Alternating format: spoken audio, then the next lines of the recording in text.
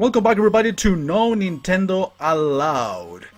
I said I was going to be doing a portable console, a handheld, since, well, I was doing some 3DO, some Atari 2600, but remember this specific specific section of No Nintendo Allowed on channel the third will be specifically about consoles and handhelds, hopefully treated in the very same way, both of them. So, we got Aerial Assault on the Game Gear, an actual Sega game. It's the first time I'm actually playing this game. It looked interesting. Are you ready? Okay, let's go. This game doesn't really... It's not really interested in my opinion. Of course, I cannot promise a full playthrough or anything. It depends on how well / bad I do.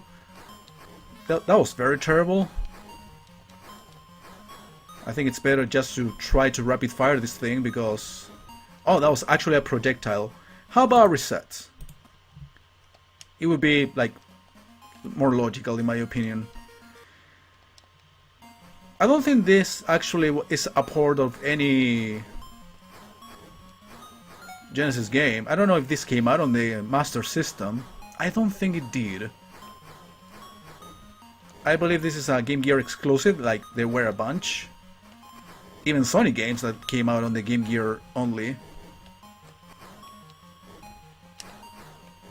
Okay, I'm testing the two buttons. The two buttons do exactly the same thing.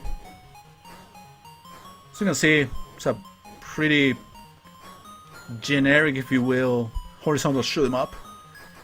But for an 8-bit console, or well, 8-bit handheld, this is interesting. Okay. Yeah, as I noticed on the demo, they are like highlighted ships. They're highlighted with a square or something. Apparently those ones do have power-ups.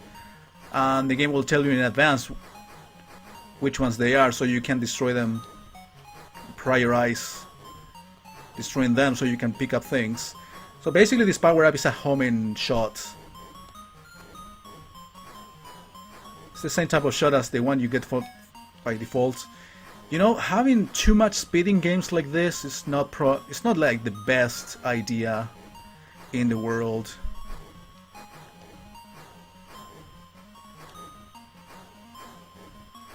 So yeah, I expect like combination of you know, consoles and handhelds, classic gaming and newer gaming. As this is no Nintendo Allowed, you should expect PlayStation 2, PlayStation 3, Xbox 360. Not only classics. PSP as well, since, well, I do have a PSP, but the quality is not quite the best, but still possible to emulate. Okay, I definitely see an upgrade to this, even though this shot is kind of loud.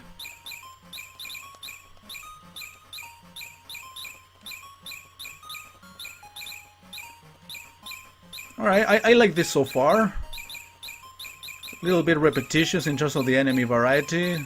There are some like mini bosses or bigger ships showing up. I'm not gonna get more speed. Alright, at least we're having a change in the background. Oh, don't tell me... Wait, are these like ice mountains? Maybe. Okay, I was like... Probably this is one of those games that actually have like a single stage, which is basically a survival type of stage, and you just change backgrounds. Alright, now I'm shooting missiles. I was earlier shooting like batarangs. Some shit like that. Alright, so far I don't see enemies coming from behind, which is kind of an advantage. Alright, I beat the level, no boss. That was first mission. Your second mission. Alright, it's 1-2. It's not even... And we're having a different background. So far I see the enemies being pretty much the same, however, I prefer that. Okay, I'm definitely getting, like, upgrades. Or maybe I'm just changing weapons, but I don't see any like difference in the item itself, the P item itself. So I can really tell if...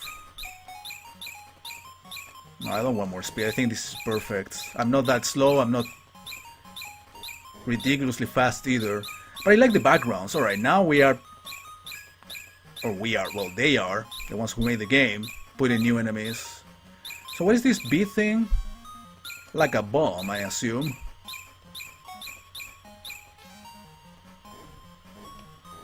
Yeah, it seems like an actual upgrade. So, how is this bomb working? There's the pause button.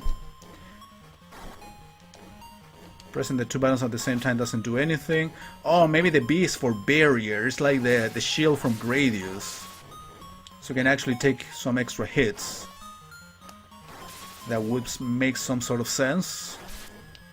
I like this game so far. Super simple, super generic. But as for a Game Gear title, this is actually pretty good. Yeah, actually these are upgrades. I'm getting upgraded weapons.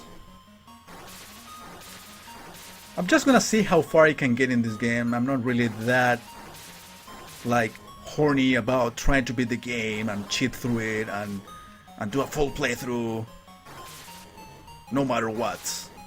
I'll do what I can. I've been trying to be more in a mood of just playing the games and see how well I do. Probably if I really want to commit myself to beating such games, I would do rather a live stream, so I can actually take my time and take as many deaths as it takes to be redundant. But you get the idea, right?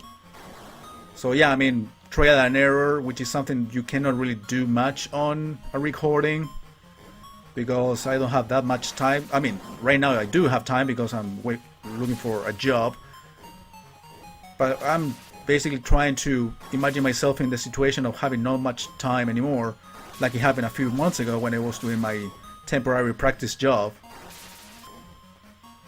And yeah, I mean, I did have time then, but not as much. So asking for recordings, maybe trying to do full playthroughs of games that I play for the first time probably wouldn't be the best idea. Yeah, with the proper upgrades, this is actually a very easy game, I'm not gonna lie. And I find it logical that you actually get sent back to a checkpoint in case you die, considering how simple it is. There you go. Now I kill the submarine. Alright, there's no... Oh wait, that's a boss. I was about to ask. Am I underwater? No, that thing is floating. Alright, I actually lost the barrier. Alright, now I'm shooting the guy, but I feel like I have no space whatsoever, so anytime he attacks, I'm pretty much a dead man.